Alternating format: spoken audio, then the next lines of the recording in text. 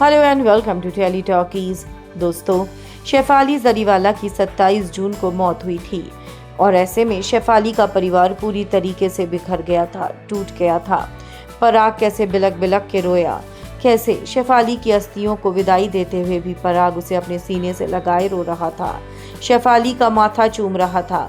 और अब शेफाली के जाने के बाद पराग को एक और झटका लग चुका है। परिवार से एक और बड़ी बैड न्यूज़ आ रही है। क्या है पूरी खबर, चलिए हम आपको बताएंगे इस रिपोर्ट में। लेकिन अगर नहीं किया है अभी तक आपने चैनल को सब्सक्राइब, आप ज़रूर कर लें और बेल आइकन को आप ज़रूर दबा दें।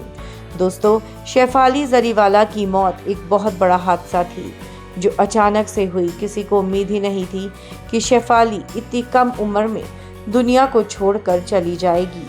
और शेफाली के जाने के बाद पराग की क्या हालत है ये किसी से भी नहीं छुपा है। पराग लगातार रो रहा है और पराग ये कह रहा है कि मैं उसके बिना कैसे जीऊँगा। लेकिन अब ऐसे में पराग अपने आप को संभाल पाता उससे पहले उसको एक और बड़ा झटका लग गया है। जी हाँ, खबरों की माने तो अब पराग के घर से एक और दुखद खबर ये आ रही है कि पराग और शेफाली दोनों ही अपने पेट यानी कि अपने कुत्ते सिम्बा को बहुत प्यार करते थे। पर अब शेफाली के जाने के बाद सिम्बा लगातार शेफाली को मिस कर रहा है और वो बहुत ही उदास नजर आ रहा है। इतना कि वो ठीक से खा पी भी नहीं रहा है, क्योंकि कहीं ना कहीं शेफाली सिम्बा को यानी कि अपने कुत्ते को ऐसे प्यार करती थी जैसे माँ अपने बच्चे को प्यार करती है।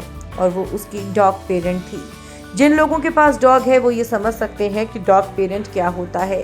शेफाली हमेशा ये कहती थी कि वो ये चाहती है कि उसका खुद का बच्चा और सिम्बा दोनों साथ में खेलें।